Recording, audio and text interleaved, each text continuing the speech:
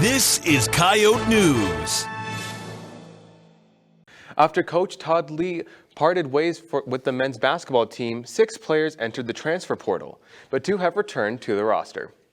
The players who entered the portal include Boogie Anderson, Xavier Fuller, Cruz Perot Hunt, Mason Archambault, Hunter Goodrick, and Cannon Coster.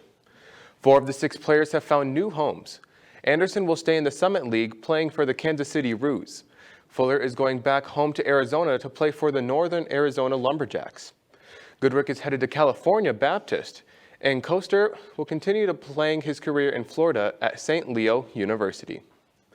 2 players, Peru Hunt and Archambault, have elected to return to USD for another season. That means the Coyotes have their 2 top scorers back from this year. Perot Hunt averaged 15 points per game, while Archambault averaged 14.5. 2 starters on the Coyote women's basketball team entered the transfer portal, leaving South Dakota's roster without any of their full-time starters from last season's Sweet 16 run. Maddie Kroll, Kaya Watson, entered the transfer portal 2 weeks ago. Watson announced today that she will be joining coach Dawn Plitzowhite at West Virginia. Maddie Kroll has yet to announce her decision. Coyote News' Landon DeBoer is live with a new women's basketball coach, Kayla Karius, to hear how she's preparing her roster. Landon? Thanks, Hannah. I'm here with the new head coach for the women's basketball team, Kayla Karius.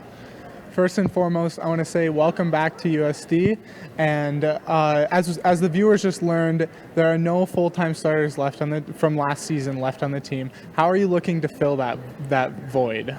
Right. Well, it's always a challenge when you look to have some personnel changes within the roster. Actually, the one person we're still waiting on a decision, but certainly the transfer portal has just become more of a norm for everybody in the country, and we're all dealing with it. But like you said, we have some great pieces that are still here, and they're looking to step up into new roles this coming year. And certainly we'll be looking to add a few players to give us a little bit more experience on the floor as we look ahead to next year. And you were a part of the coaching staff that helped to recruit Liv Korngable, Chloe Lamb, and Hannah Shervin. How does this recruiting experience help you now as a head coach? Well, I think it's invaluable, really, that I was here 4 years ago. I spent 2 years here on the former staff, and I was able to just really build such good relationships with so many of these players. It's really unique, but I actually have a relationship with almost everybody in our current locker room just because of my recruiting experience with them. Some a little bit more than others, but it's phenomenal to just already have those relationships and to know really what we're looking for here at USD and what makes a really good player fit here at USD. It's just so important for me to already have that. And how has the transition been from going from an assistant to a head coach now?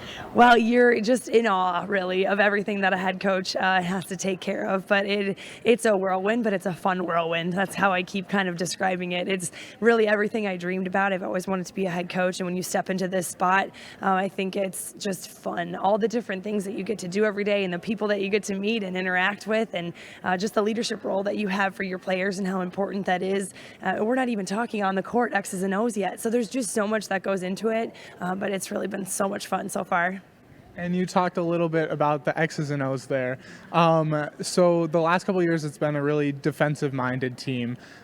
Would you say that you will look to continue that, or are you looking to change things up a little bit? Well, there's no question that that's definitely the side of the ball that I lean towards too. So defensive-minded will definitely be that way, and a lot of the core values that we have in our team and the way that we play, I think are going to remain the same because we're built that way and we believe in that, and we're really just tough, and we find a way to just grit out possessions on the defensive end. So I really think a lot of that will be the same, though there will be some things in the transition that will be different and we'll call different things, and just the way we go about things will be a little different. And on the offensive end, there may be just a little bit of a change of style. I've always been a fan of motion offense, but it just may look a little bit different, and part of that is based on your personnel that you have on the floor too, and certainly we look a lot different than we did last year. Well, thank you so much for being here. Best of luck. Thank you so much. Live in the muck for Coyote News, I'm Landon DeBoer. Thanks, Landon.